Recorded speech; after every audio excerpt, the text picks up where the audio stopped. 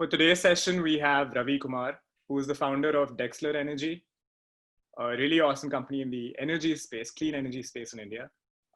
We are looking to learn about his work, about the potential for clean energy in India, how anybody can easily find these solutions, how economically viable they are, how fun to use they are.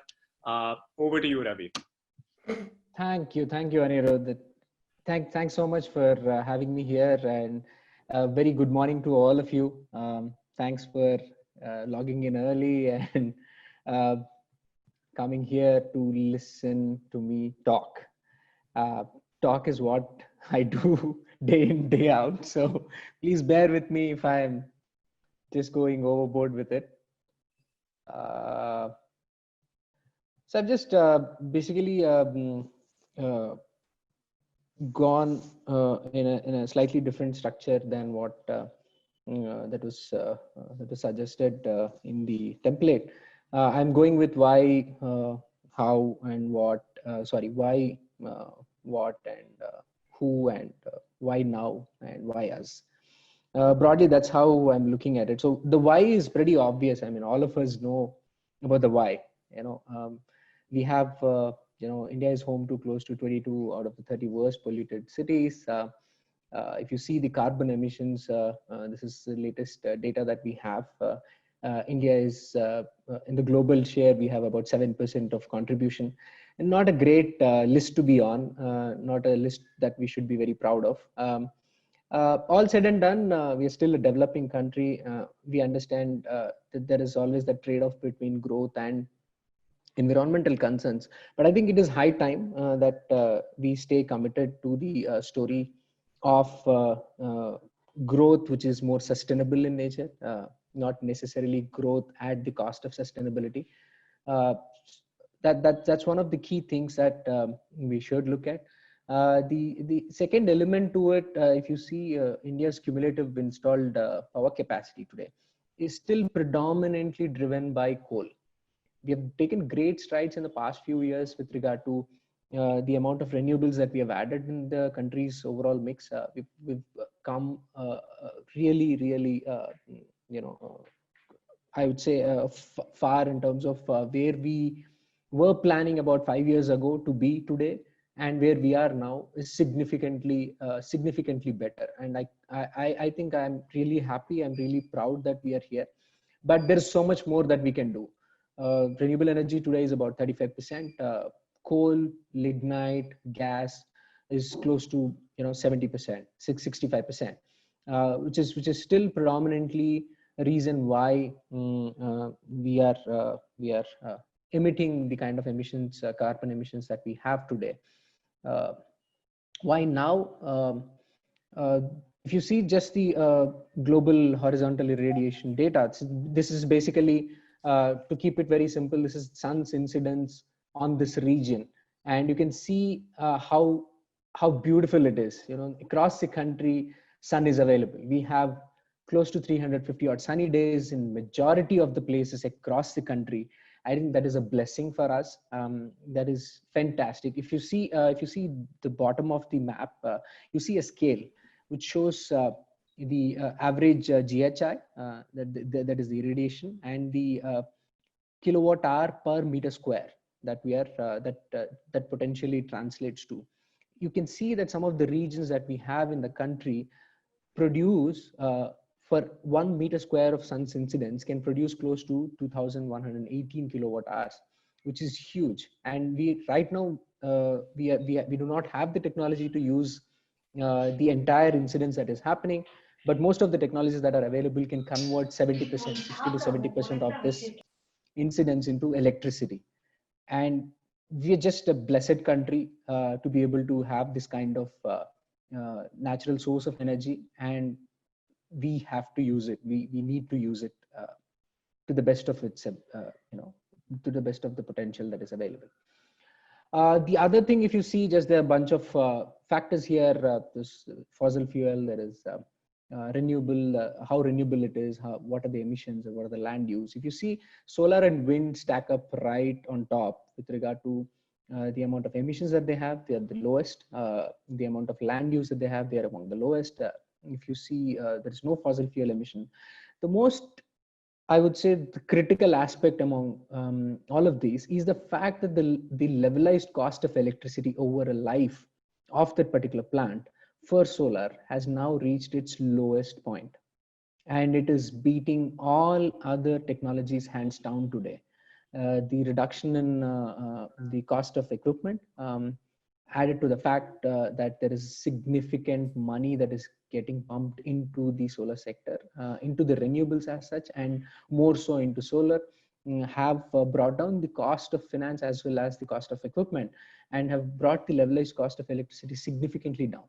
And add to that, the improvement in technologies with regard to efficiencies is even making it more and more attractive by the day. What else is happening? Why is it important to look at it now? You're seeing that India has committed to, prior to the last term, India has committed to doing 175 gigawatts of renewables by 2020, of which 100 gigawatts was supposed to be solar. Recently, the Prime Minister has imposed more faith into that, and he's now looking at 450 gigawatts of renewable energy. Now that is huge, huge. Do we have the potential? Yes, we have the potential. Can we do it? Can we get closer to the capacities that we have targeted? For the 100 gigawatt capacities that we have targeted by 2022, we are really close in terms of number of projects that are under development, and the overall projects that are commissioned, and the number of projects that are getting tendered out. So if you see purely basis that, we are really close to those targets, but converting those capacities on the ground, probably we will be out by a little bit in terms of the completion of those capacities. But it doesn't matter. It's the ambition, it's the pace at which we are adding capacities. That's what matters. And we are hands down doing a great job in terms of capacity addition. Despite the pandemic, the focus on the sector has not dimmed even a bit. Solar Energy Corporation of India, which is a nodal agency for solar projects in India, has launched multiple tenders during this time, and multiple tenders, large capacity tenders, were awarded during this time. And these are all $1 billion worth tenders, and you can see the pace at which they have done it, and the kind of thought that is going into building those tenders, announcing those capacities is amazing. And I'm really gung-ho about this, and this is the time. You can see the amount of capacities that have been installed. You can see the amount of funding that has gone in. $820 billion of funding has gone in 2019, 10% of, 20% increment in solar funding over the previous financial year. And we are seeing even increased interest in the current, even the current state of pandemic as well. We are seeing increased interest. The recent tender, the top three players who won these awards are all backed by foreign money, all backed by foreign money. You can see the amount of interest that foreign capital has for capacities in India, and the kind of push that is there for renewables, and especially solar in India. The other beauty, another factor, like I said, it directly relates to the fact that the levelized cost of electricity is coming down significantly. The fact today that industries and commercial consumers in this country are paying significantly higher amounts of tariff to their own distribution companies is another I would say that it's a key factor which is driving the adoption significantly among the consumers as well. Not just the distribution companies who are buying these capacities, but consumers as well are looking at doing solar, because simply the tariffs that they are paying today vis-a-vis what they can, the cost at which they can get power from solar is significantly lower. This is a slightly dated graph. If you see, this is 2017, and yet you can see that a majority of the key states are already, solar is much cheaper than what they are currently paying for their utilities. And it has even gone further down. This is, like I said, 2017 numbers, where solar itself was close to, we are talking about 4.5 rupees, 5.5 rupees kind of tariffs, and now it has fallen even further. So you can see that it will be even more. If you were to map them today, almost all the states, industrial and commercial consumers across all these states, would be paying significantly higher than what they would pay for solar. Now, who are we targeting here? Who are we, Dexler Energy, targeting here? Who are we working with? Just to give you again, this is only for illustrative purpose. These are not the exact numbers, but industrial and commercial consume 50% of the total electricity generated and supplied today in this country, and residential and others consume about 49%. These numbers could be even higher, tilting towards industrial and commercial.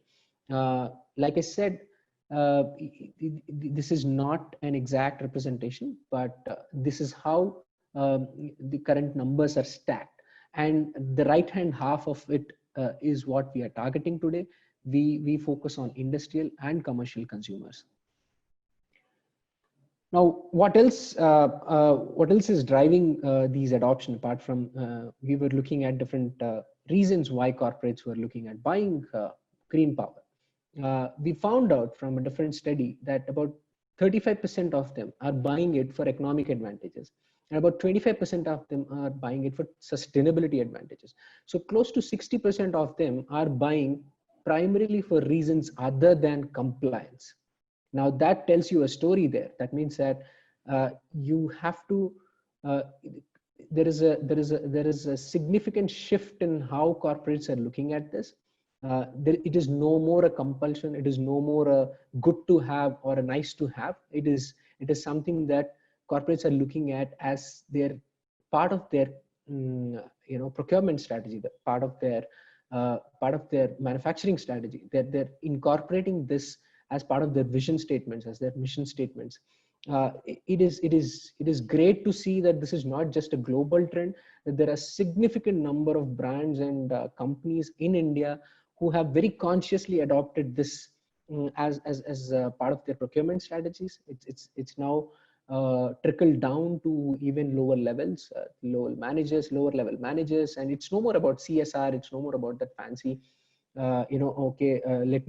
let me pay a penny out of my pocket so that somebody in Africa is going to benefit, or some dying dolphin somewhere in Antarctica is going to benefit. That's not how people are looking at it. I mean, it's so pervasive today. If you see, a lot of corporates are very conscious of these decisions, and it's a boardroom topic these days. The other important thing is that inside the corporate fraternity, we essentially focus on the MSME segment. What's happening with the MSME segment is, if you see, they contribute to about 40% of our total GDP, and they employ over 100 million of workforce in the country, and they're the engine of this country in the sense of its economic activity, and these guys are, except for the cream of this entire bunch that we are talking about, a majority of them still are not fully aware of the benefits, the economic advantages of what solar does to their businesses. And even if they are aware, they are not aware of the ways to get it financed, or aware of the ways to work with it so that they can benefit from it. Predominantly, if you see these graphs, predominantly they have issues with regard to financing, finding finance for projects. So when they're finding difficulty in financing their own projects, their own businesses, their own core businesses, they're even more apprehensive about taking up something like solar. Now that is where we come in. That is where we do what we do. What are we doing? What we are doing is we are making buying solar really easy for them, for these MSMEs in specific. Not just the large corporates, but even the MSMEs, the smaller businesses or the medium businesses can also buy power easily. And now, how are we doing this? We are saying that you don't have to put up any upfront cost. We will take care of the costs that go into building a solar plant. We will take care of the costs that go into operating and maintaining the solar plant, and we will give you a discount on your today's tariff, which means that there is a straight effect on the bottom line from day one. So from the day that I start billing, from the day that I start generating power and supplying to you, you will start seeing a reduction in your bills. that is the kind of impact that we can create with this model, where we are saying that it is like any of your other services that you are availing today, the SaaS model that we are talking about, software as a service model, or your cable bills, or your today's Bescom bills, or some of you who are not from Bangalore, today's distribution utility bills you pay on a month basis the number of units that you've consumed. Something similar is what we are offering here, where you don't have to worry about the upfront cost, you don't have to worry about the technology risk, you don't have to worry about the operating and maintenance costs, and it's just purely based on the number of units that you've consumed. It's as simple as that. You are seeing savings straight away. And the other beauty of this particular model that we are offering is that with the grid tariffs, there is always that uncertainty in terms of how much it's going to jump by and how soon it's going to jump. Tariffs over the past few years across different states have risen anywhere between 4% CAGR to 7 to 8% CAGR, and even in some cases even higher, significantly higher.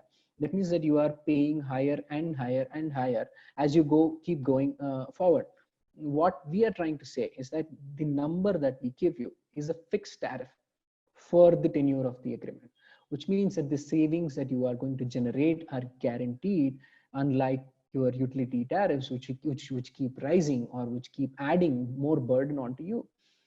So this is in essence what is it that we are coming up with, so that we can help MSMEs adopt solar. Now, how are we doing this? Predominantly, there are two kinds of models. There is an on-site model, there is an off-site model.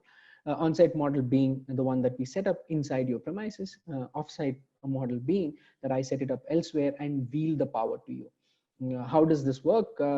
Essentially, I set up a farm, let's say in Bidar or in Mangalore or somewhere in Bidadi, and then I connect it to the nearest electrical grid, and the electricity is moved to the distribution substation, and then it goes to the client. Now, physically speaking, the electron doesn't move all the way. The electron probably gets consumed in the nearest load center. What the essence of this is to show you that if we both are connected at two different points, there is an injection point and there is a withdrawal point, I can wheel power to you. The only condition being that you as a commercial or an industrial consumer have to have at least 1 MVA of demand, contract demand with the utility that which you're working at. And between you and me, there is a power purchase agreement that we sign, which says that, okay, this is the tenure for which I'm going to supply power to you. This is the tenure for which you will pay for me, pay for the power that you're consuming, and this is how much you will pay. And this is the agreement that we both sign. And then we can enable this. We can set it up, we can hook it up to the nearest synchronization point, and we can wheel power to you. There are a bunch of charges that we have to pay for using the transmission lines. It's just like any toll that you pay for using PPP road that is developed, the toll that you pay while you're going to the airport.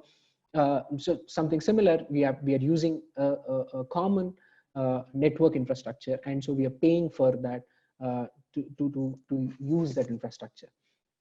So these are the bunch of things. You pay for these charges, and you can wheel this power to the consumer. Now, consumer, despite there are multiple models here, I'm not going to get into the different kinds of models. It felt too technical, but there are different ways that the consumer can engage with us. It could be in a simpler buy sell transaction, like I mentioned here, where we don't have any other obligations apart from you. I pump into the grid and you consume. There can be ways where you and I are both partners in an SPV and we are building a project together. Or the other model is essentially where you are investing on your own for the entire project for your consumption. Like I said, this works both ways. It could be off premise, it could be on premise.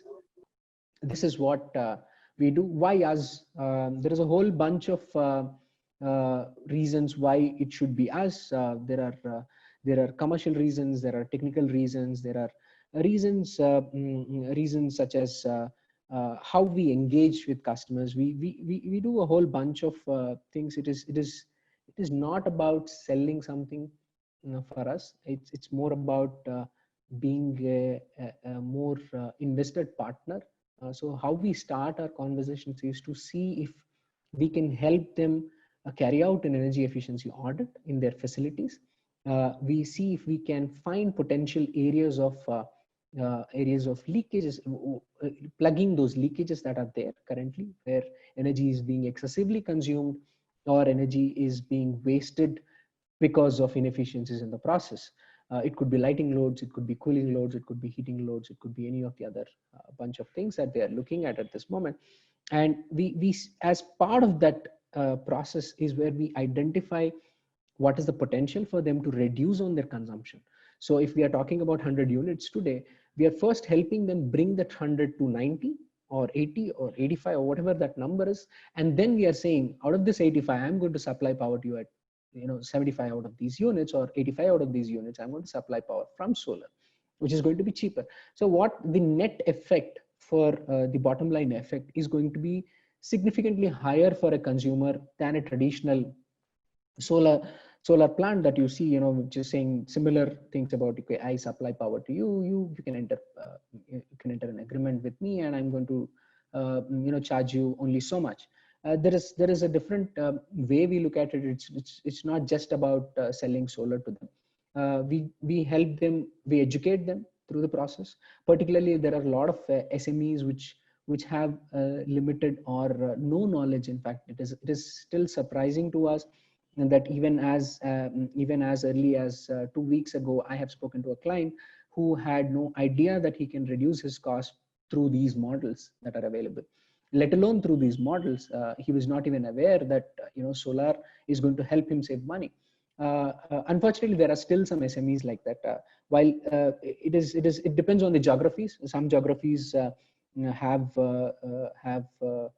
where renewables have permeated significantly, have a better idea, better knowledge, because they've been seeing this happening over the past few years. But there are a lot of geographies still which have not yet had the advantage of seeing renewables penetrate in their markets. And so there is a potential out there, huge potential out there with the MSME segment, where we can help them reduce their cost and reduce that sustainably. Now, there is something else also that I would like to just add on top of this. What we do differently is that there is what we have observed across our work in the last few years, particularly in the offsite projects where we set up, we use land significantly to build these projects. What typically happens is every megawatt consumes anywhere between 3.5 to 4 acres of capacity of land acreage. Now, what this means is that in the recent times when we were building this our latest plant in Bidar, what we have seen is all of these are farming lands. All of these are, even though it is one crop or a rain-fed region, it is still these are essentially farming lands that we are acquiring at this moment, which means that we are taking away land which is meant for farming and using it for commercial activity.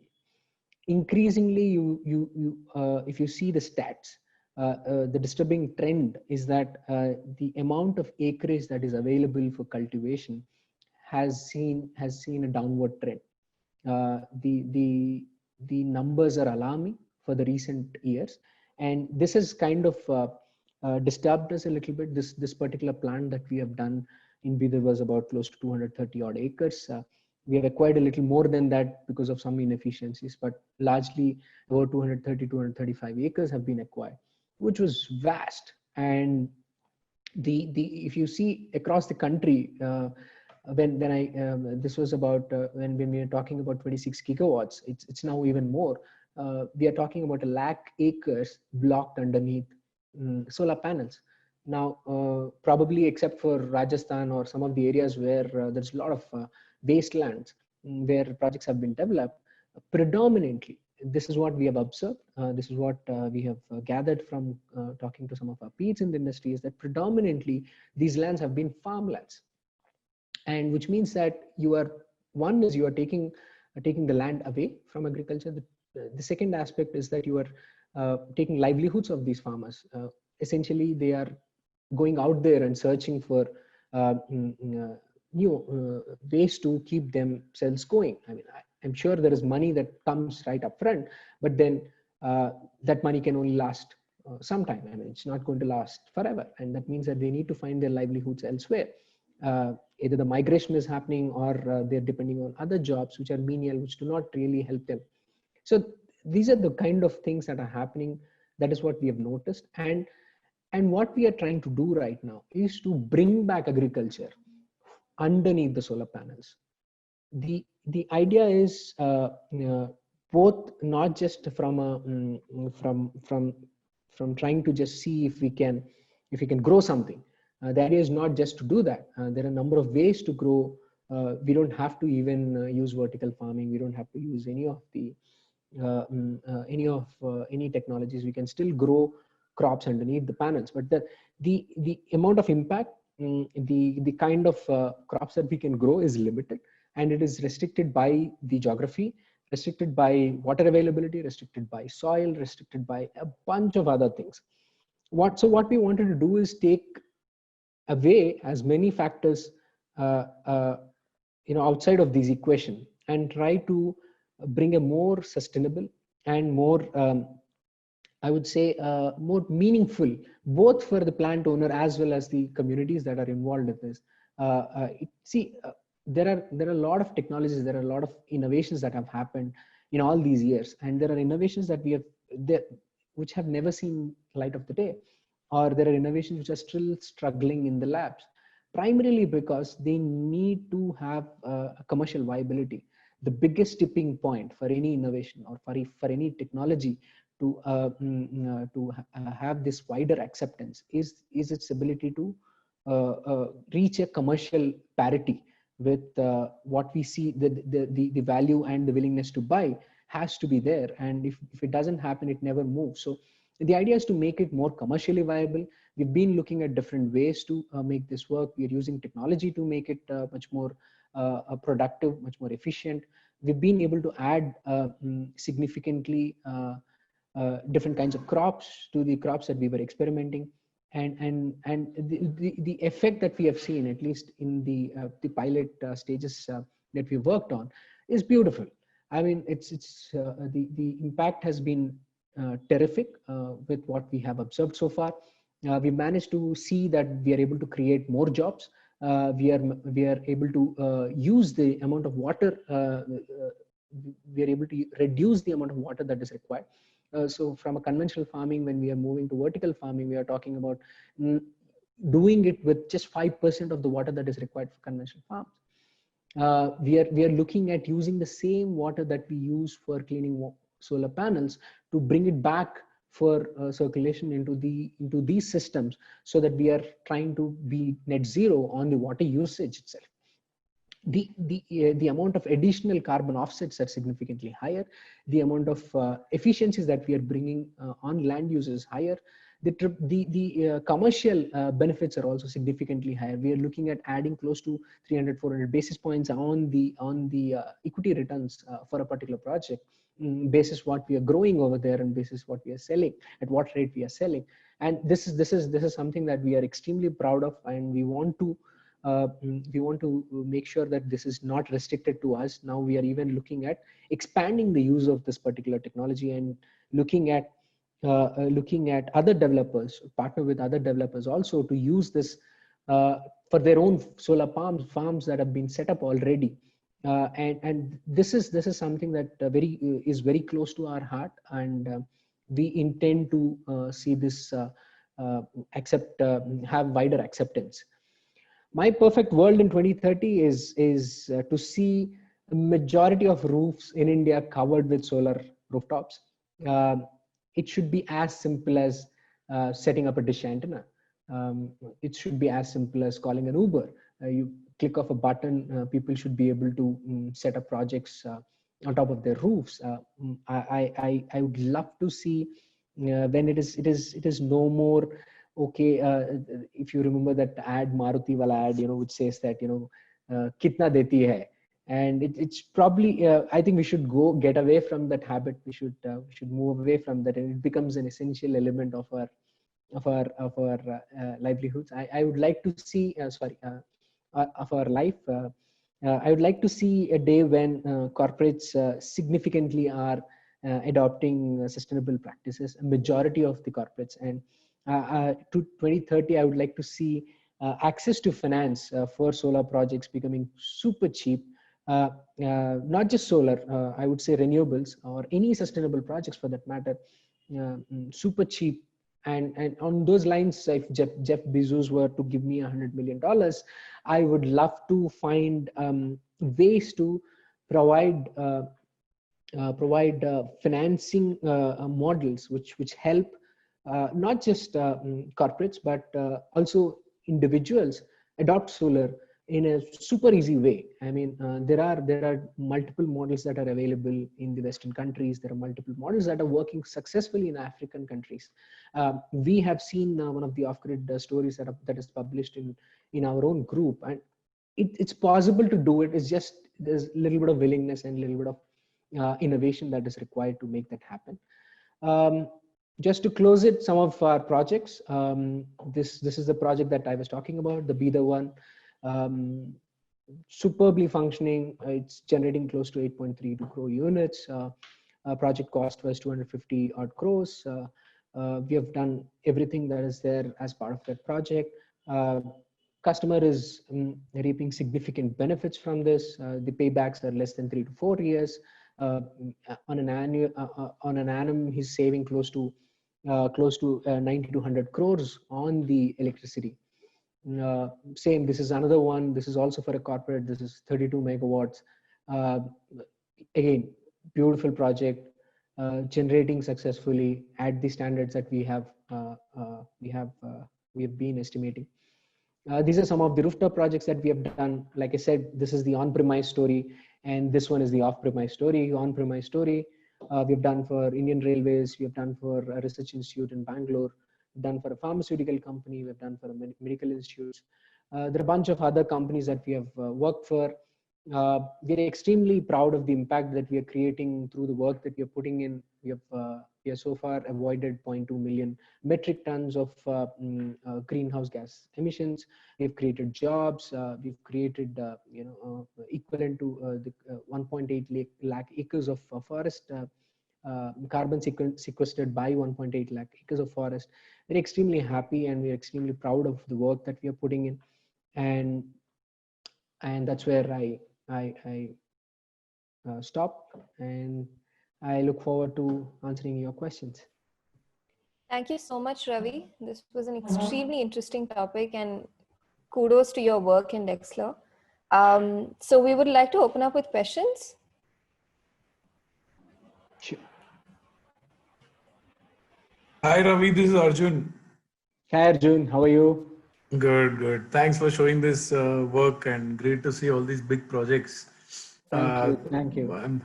My question is about the solar competitive space. Yeah.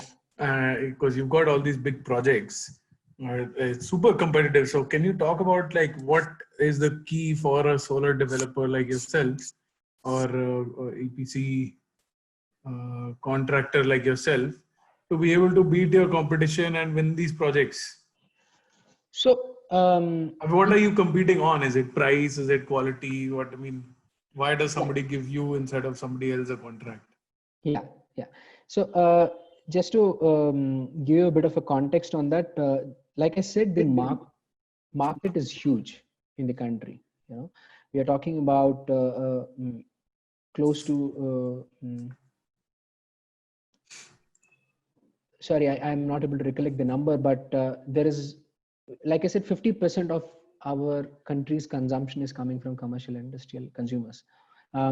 Just to give you an example, I can talk about the Bangalore Bescom area.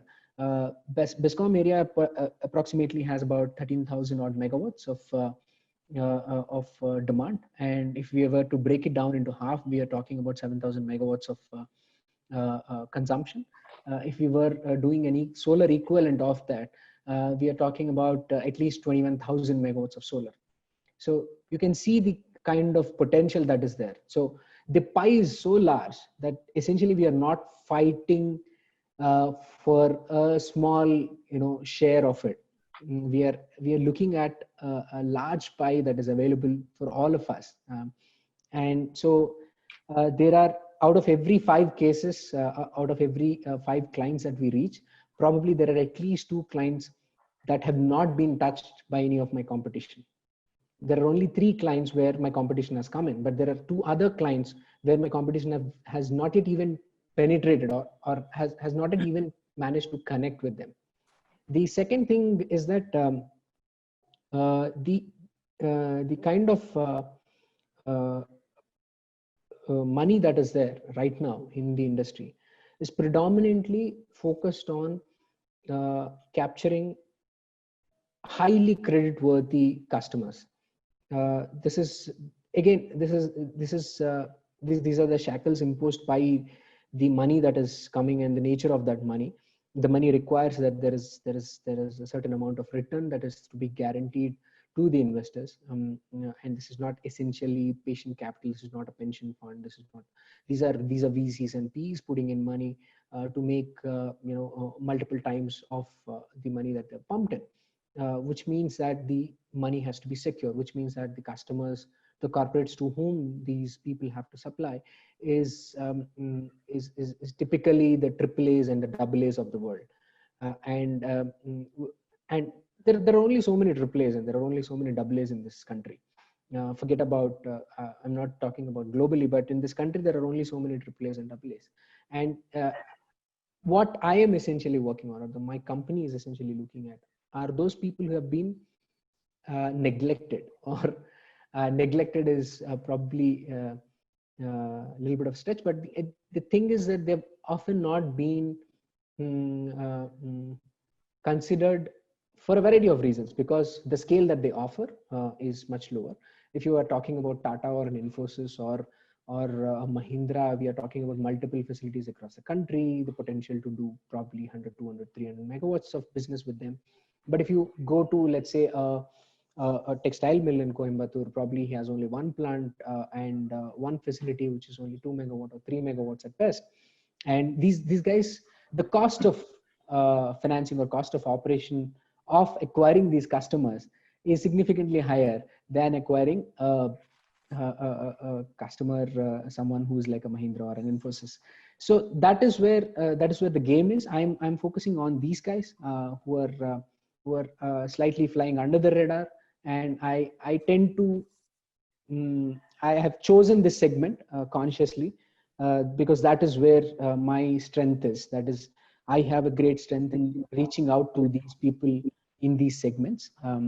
That is the second thing. But like, if you were looking at an apples to apple comparison, and if we were, let's say, fighting for Infosys against 3 or 4 others on the table, we are essentially competing on price. It always is price. It always is price. But what also helps is the fact that there is value creation that's happening in the journey.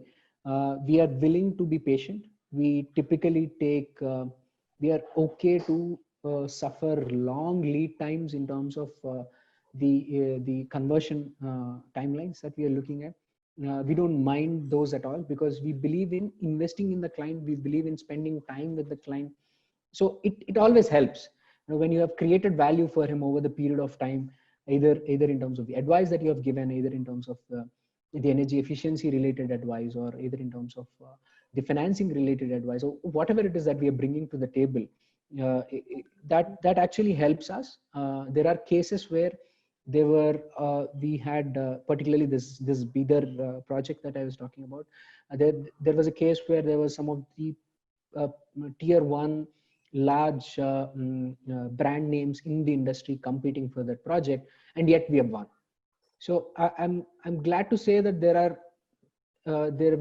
are customers who are not just focused on price, but they also believe in relationship and the value that we have created over the period of time. Ravi, Manjunath here. Can you hear me? Yeah. I have one more question. Like, Prime Minister has announced like 175 gigawatts. Now he's made it to 450. Yeah, it's fine. Announcements are fine. But what about the federal structure of this country, right? The states they don't follow what the center is saying. And MNRE is just a nodal agency. I don't think so it has any teeth to make the state government to agree. For example, Jagan had cancelled most of the PPAs which the previous government had did. And Tamil Nadu has a problem with in terms of net metering. The payouts are not happening. They're not allowing after a ceiling. It's only up to 100 megawatts is happening. I think beyond that, they don't allow it, right? So there are some issues there. And Karnataka also, the OPEX model recently last year, they cancelled it, the government. A lot of companies went berserk in terms of they lost the business, Clean Max and other people. So how do you tackle this, Ravi? I mean, this is a major thing, right? The center talks one thing, the state talks one thing. They don't. There is no synergy between that. So in that, does the sector also suffer a lot? In terms of especially the solar sectors. So there is disruption, business disruption that happens because of regulatory and policy uncertainty, and I would say it's regrettably it's a common feature. We have seen this happen multiple times. So what you are seeing with AP is only the most recent occurrence, and the fact that the federal government was so committed to the story, it just became it occupied space in the front page. But otherwise, there have been multiple instances of states coming up with their own interpretation of laws, interpretation of regulation, or interpretation of a guideline that is given, and there is always that little bit of I would say friction between the distribution companies as well as the developers. What essentially we can do is when we are building it itself, we try to cover for contingencies. We, let's say, look at what happens if, let's say, tomorrow the charges are increased, the toll charges are increased, the open access charges are increased. So there is some amount of I would say contractual procedures or terms that are inbuilt to protect both the interests of the client as well as us. Similarly, if we are talking about let's say a change in, let's say, net metering policy or move to gross metering policy, more often than not, it is levied on a prospective basis. There are instances, one or two instances, where states or even the center in some cases have tried to look at implementing it on a retrospective basis, which I think is very unfortunate. And but the good thing is that at least in a couple of instances, the courts have ruled in favor of the developers. Courts have ruled in favor of the fact that they should not go on a retrospective basis. So Maharashtra, I think there has been an instance in Gujarat, there has been an instance in Maharashtra, there has been an instance in Karnataka as well. So these are some of the good positives about it. But said and done, there is no industry in the country which can claim that we are insulated or we are not affected by regulation and policy changes. E-commerce was like that until about a year and a half ago, but then they've also been brought to their knees to a certain extent. Thank you, Ravi. Hi Ravi, Hari here. Awesome Hi, presentation, and really like the mitigation of those livelihood issues, and I think that's really valuable, and it would be really great if that could become best practice and like a toolkit for others to use. But my question is really about I think like the vision which you stated, you want to see every rooftop with green infrastructure on it by the end of some time period, right? Yeah. So that's what I'm really curious about, because if you say that 50% of the market is like residential and that kind of thing, right? Yeah. And if you say that right now the kind of investment which is coming in is VC money, which requires like a multiplication factor in terms of return. Right. I'm just curious to understand, for the lower end of the market, what are your thoughts on market development and the financing instruments, and what kind of capital does it get split somehow through some kind of fund? What kind of strategy is required there? And also from the technical perspective, the models which you showed for the larger end were in terms of distribution across a a common channel, and so on and so forth. That's technically probably quite well done. I mean, quite well figured out. But for the smaller end of the thing, if you have rooftop solar everywhere, what are your thoughts on issues of grid compatibility? See, again, I'm not a technical guy, but I'll just take a stab at it. I- Typically, there are countries, there are examples of countries who have worked with 40, 50, 60%, and even in some cases 100% of renewable electricity powering their entire requirement. So it's technically, is it possible to have significantly large amount of renewables in the system? I would say yes. There is some amount of grid management. There is some amount of ancillary services that have to kick in to be able to manage it effectively without any blackouts. We have seen the example of I don't know if you have noticed it, or if you have come across any of the news during the solar eclipse. There has been a huge dip in the solar generation in the country, and the grid has not even blinked. During our Prime Minister's call about a couple of months ago for shutting down all the lights at 9 p.m., the grid has not blinked, not even once. I mean, there is ability, provided there is some amount of planning that goes into it. There is some amount of forecasting tools that are available. There is some amount of reserve capacities which are identified. There is some amount of balancing loads that are identified. Could be gas, could be hydro, could be energy storage that is playing all these roles. Once if it is done comprehensively, it is easier to have a significantly higher capacity of renewables. So when I'm talking about each roof having solar power, it is possible. It is possible to see that future. Germany has significant amount of rooftop capacities, and in fact, there was a time when people were pumping more power into the grid, and the government had to pay them to stop pumping. So there are scenarios, all kinds of scenarios that are possible. Technically, it is definitely doable. In terms of financing and the development itself in the market, in the residential market, there are multiple factors that are inhibiting that today. The cost of system at the scale that is required for a residential roof is still, I would say, on the expensive side, which is bordering on a little bit on the prohibitive nature, because the need for it has still not I would say seeped into our minds as individuals, as homeowners, or as building owners.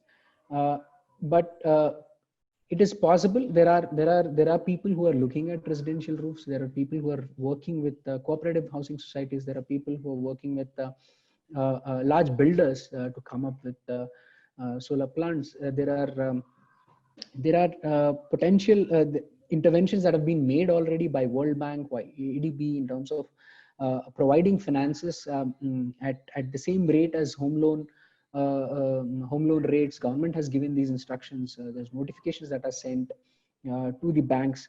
There are special lines of credits that have been made available, but unfortunately, it has not been advertised enough. It has not been there's not enough awareness among the customers. And there's not enough willingness as well. It could be a catch-22, maybe because there is no awareness, the willingness is not yet come. But it is possible to do it. There are willing home buyers or homeowners who have set up these projects. The paybacks are slightly longer. It's also a factor of today's electricity bills that we are paying as residential owners. There are most states where the tariffs are between 3.5, 4.5 on the lower range of the unit consumption. But there are states like Maharashtra, Delhi, Bombay, and Delhi, where cities where the residential tariffs are higher. But most states and most consumers pay really low in terms of tariffs. It's also a function of that. So when you are trying to look at the payback multiplied with the fact that you are only paying today at 3.5 rupees, it kind of skews in favor of saying, okay, how does it matter? Let me stay with what I have. There is another thing that's happening on that front, which I'm really hopeful about, is that government is looking to push for reduction in cross subsidy. In fact, all governments have tried this. I'm slightly more hopeful with the current electricity bill amendment that's happening, where when we are saying, so what's happening here is, I'm sorry, I'm going a little bit into the technicalities of it, but I just no worries, no worries. This is actually exactly the. I mean, I still have some comments, but I think you should finish and really get into the depth as you are, because this is very valuable stuff. Sure, great. So today what's happening is, when we are saying 3.5, 4.5 rupees, we are essentially not paying for the cost to service. So distribution company has a cost to serve you. Distribution company has a cost to serve the shop next to our home. The distribution company has a cost to serve an industrial consumer. So the cost to serve for each of these category of customers is different. It's not exactly the same, but the tariff that is charged is not reflective of the cost to serve. Yeah, the higher the voltage, the lower the losses. Yeah, the larger the facility, the better the infrastructure that is used. There is if you are on the lower end of the spectrum, if you are a village and you are at the tail end of that entire grid, the amount of frequency or the voltage at which you receive the power is significantly lower. So, and yet you are asked to pay, let's say, 3 rupees. Or 4 rupees, or whatever that number is. So it's not exactly a system which is reflective of the cost that I am incurring to service you. It is today skewed, saying that, okay, this is politically driven. Residential and agriculture consumers are asked to pay lower than what is the cost to serve, because there is a political agenda behind that. And commercial and industrial consumers continue to pay higher and higher. So there is some amount of cross subsidization that is happening. So let's say the cost to serve is somewhere here, residential consumers are paying below the line, and industrial and commercial consumers are paying above the line, and thereby helping distribution company meet their cost to serve, average cost to serve numbers. And the current, the story that I am expecting that will happen is that this will keep falling and this will keep rising, and they will converge. And when that happens, that means that each of us are paying what we are supposed to pay, which means that what it means for solar is that when someone is computing payback today vis-a-vis a 3.5, 4 rupee tariff and vis-a-vis a 5.5, 6 rupee tariff, it will look drastically different. And understood. Yeah, I think those are fantastic insights and lots to process. But the differential cost to company and the fact that it's not carried in the price of the electricity is very well taken. I would just moot 2 or 3 open points. Of course, this might have been figured out by everybody else, but one is the policy support required for actually getting into the lower end of the market. Because if I look at it naively, right, I would think that by installing solar rooftops, it would mean less revenue for BESCOM, right? So, and the second, but then of course you said that its household is anyway mostly cross-subsidized by industrial, so it might work in its favor. The second is going back to the technical. I do agree that Germany, I understand the situation and so on and so forth. What I would say is, are we prepared in terms of our R&D agenda for smart grids in our context? And secondly, the investment required for changeover of infrastructure required to support that kind of feed in at those levels for our context.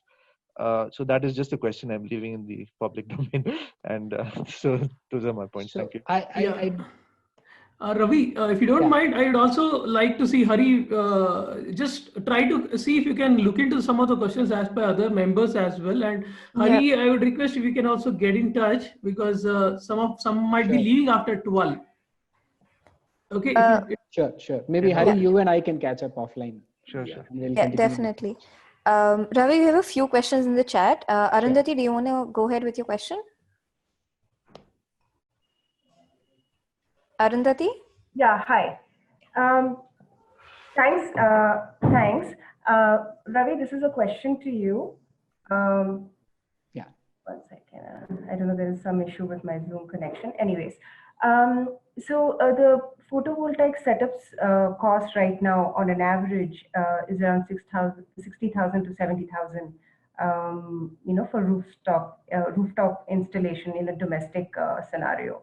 Now, some special mention states receives heavy subsidies from the central government, like close to 70%. Call it, if you understand Sikkim or Himachal Pradesh. Now, what kind of subsidies or incentives, be it tax incentives or any kind of incentive that the government of Karnataka is giving for domestic or industrial customers? So for industrial customers, there is no incentive that is given. There is no advantage per se. There was an advantage that was given. There was a benefit that was given. It's not a subsidy, but there was a waive off on the charges that they have to pay if they set up their own plant or if they are buying from someone like us. It essentially improves the economic viability of that model. There is a deduction. There is let's say waive off of 1.5 to 2 rupees of the charges that are to be paid on a I would say economic benefit basis. It's significantly high for the customers. But unfortunately, 2018 they have stopped it. After March 2018 they've stopped it.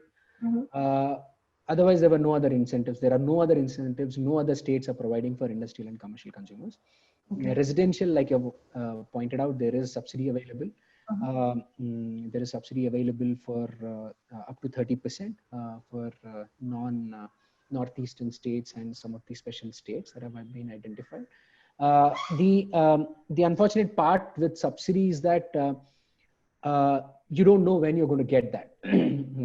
Unfortunately, the dispersal has not been speedy enough to encourage buyers to look for that, saying that, okay, I put in 10, I know that tomorrow 3 is going to come. You don't know when that 3 is going to come. It can be 1 year, it can be 18 months, it can be 2 years. Okay, so it's always there in paper. So it's a policy, but the implementation is cloudy. Yeah. So and plus the fact that there are multiple agencies involved, the approval process is also a little bit cumbersome. Okay. It's not made easy as yet. So that's the other limiting factor why people do not really look forward to using the subsidy. Even if you ask smaller installers, they'll tell you, drop the subsidy, look at the price. If it works for you, it works for you. Okay. So that's the in-place model. Fine. Yeah. I just wanted to understand that. Thank you. So Ganesha, do you want to go ahead with your question? We'll go with Jay's and this question. I can take the question offline. Okay, sure. Jay, do you want to go ahead with yours? Actually, the question I had was, when you were looking at installing these solar plants, did you not try to acquire wastelands? I mean, I know there was this whole issue about agricultural lands, and I think the Karnataka government had the scheme at that point in time. Was that the reason, or did you not want to go into the wastelands and pick wastelands for the solar plants? See, unfortunately, there are a lot of economic factors that are at play. And like I said, the earlier point about growth at the cost of sustainability is something that we keep encountering almost on a daily basis. So when we are saying wastelands, there are limited wastelands which are economically viable. So what happens is when we are selecting a piece of land, it has to be closer to grid infrastructure for us to be able to supply that power at the cost that we have estimated. Anything more than let's say if it is the substation or the nearest line is, let's say, Lilo is not possible in Karnataka, but let's say the substation is more than 5 kilometers away. What happens is the costs go up drastically from there on. Every kilometer length that we are adding, the marginal increase in the capital cost, as well as the impact that it has on the returns that are possible, goes up significantly. So its evacuation infrastructure is one of the biggest challenges for us, not being able to today chase wastelands because they are typically very far away from a reasonable grid infrastructure, and they limit our ability to choose those lands for these projects. Yeah, thanks a lot. I'll just drop a link that we had done some of this work. You can take a look at it. Sure, sure, And sure. if you can play around with that tool and tell us if it's useful, that will be really nice. All right, thanks. Absolutely, Jay. Absolutely. I'll do that. Ravi, we have one more question. Sorry, it's going a little over time. No problem. Rushwa, do you want to go ahead with your question? Yeah, absolutely. First of all, Ravi, thank you so much for sharing this information and sharing time with us. It was really, really helpful. But I had maybe this is a slightly off question, but like in the US, particularly like in states like Nevada, when solar picked up, there was a huge pushback that came from oil and gas, particularly in the lobbying space, and they kind of reversed laws, changed laws, which did not allow for individuals to buy solar power in the state. Now, do you feel like as solar picks up in India, we're going to see a similar kind of pushback come from oil and gas industries here? See, oil and gas industry doesn't have a direct role in the electricity infrastructure. Like just to clarify, I mean, oil and gas, like oil, gas, coal, basically fossil fuel based energy companies that are providing energy at the moment in the grid. Do you feel like they will push back to say that we need to make sure that you are subsidizing fossil fuels, for example? So the good thing, or the fortunate thing for us is that there are very few private sector players in this space. Coal-based plants and coal mining companies and the owners of coal have been traditionally government agencies, a majority of them. There are a few private players. So that the government is pushing for solar per se, we don't see that, at least as on today, that's not the case. But more importantly, I think you have a point where the distribution companies are currently taking on that role of objecting to what's happening with either corporates or any of the push for schemes that encourage solar addition. Because distribution companies are worried that it's their top revenue paying companies or top revenue paying customers are walking away from the grid, which is absolutely right, which they have a point. They're very true to very right. They have the right to be worried about it. But there is not, there are a bunch of factors that contribute towards that. It's not just about, okay, they go away, then I'm going to shut shop. That's not exactly the case. But there are models where discoms also can, distribution companies also can, come up with. I think C-Step is doing something with BESCOM at this moment, if I'm not wrong, to help them come up with structures where they can play an active role in capacity additions in the future. There are concepts of virtual PPAs and jacketed PPAs in the Western world, which are very famous. A lot of these companies do, a lot of big companies do these. And that is something that could be replicable in India, provided the distribution companies are willing to take on that kind of a role. But there are different models that are there for distribution companies to not look at it as something that is going to kill them tomorrow. That said, and on the oil and gas, I don't see a huge issue that is going to come up in the country, in our country as such. There will be a continued resistance from the distribution companies. Rather, that is a bigger threat than oil and gas companies or coal companies fighting this. Thank you so much for that clarification. I think it was very helpful. Thank you. Ravi, now that we have, do we have any further questions? Yeah, I'll go ahead now, Anusha, last one. Sure. So, Sabi, as I put in my question there, you mentioned about value creation through your organization that's driving you. Yeah. To the question Arjun asked you, right? So I would like to understand how the Sustainability Mafia can help you in adding to that value creation. Do you think a Sustainability Mafia can add? Absolutely. I'd love to. I'd love to discuss the current models that we are working with, and also understand if Mafia can introduce us to corporates that are looking at moving towards more sustainable sources like solar, we'll be happy to work with the corporates. We'll also would like to collaborate on these agro plus solar.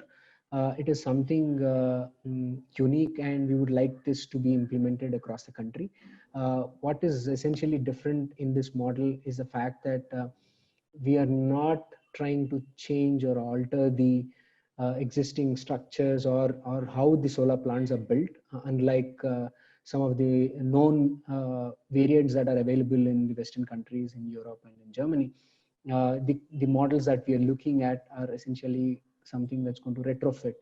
There are still a lot of changes that we are doing to the structures. There are a lot of experiments that we are doing on the agro front to see if we can improve the efficiencies, improve the economies, improve the I would say the ability to take it to the market, improve the way that it is financed or the way that it is built. I think there's a lot of, even there is a tech angle to it. We are looking at IoT systems. We are looking at AI-based, ML-based systems coming and helping us assess the produce, help us identify diseases, and there are a bunch of things that we have in that space, and we would love to collaborate with people or mafiosos who are working in this area, or whom that who are working in this area, and collaborate and see if we can improve what we are working on. I already see Gokul messaging you. Gokul has actually done work in almost every part of India, and he's also doing business across the globe. So I think he's already sent a message. Maybe you should get in touch with him. Sure. And I'll just text you one of the company that I've invested in, smart-garden.in. Sure. I don't know if there is, in fact, I was working on a agrovoltaics project with Vasudha ma'am at one point of time with one of the students called Sufyan. Wow. But unfortunately, I moved on to water more than this one. But instead, the learning from that, I invested on this company, smartgarden.in. But of course, this is into vertical gardens, more for this one. I mean, urban this one. But I can connect you to the CEO of this company. His name is Deepak Manuel. Lovely, and if there is any possibility to collaborate and do some joint projects, I'm sure Deepak might be also interested. He was earlier part of Sustaining Mafia. I can always connect. Fantastic. And fantastic. I'm sure you should maybe want to catch up with Arjun also. Arjun is working with hospitals. If hospitals are also some I'm of aware, this one. Yes. And with respect to Fluxgen, we cater to industrial customers for water management. We can also make some introduction. And yeah, I think there are other guys you can just probably reach out in general about this. Or I'll just text a message that great to learn that you're willing to collaborate in the WhatsApp group as well. Yeah, thank you so much. There is another thing that I just wanted to add, which I did not get a chance or time to build into the presentation itself.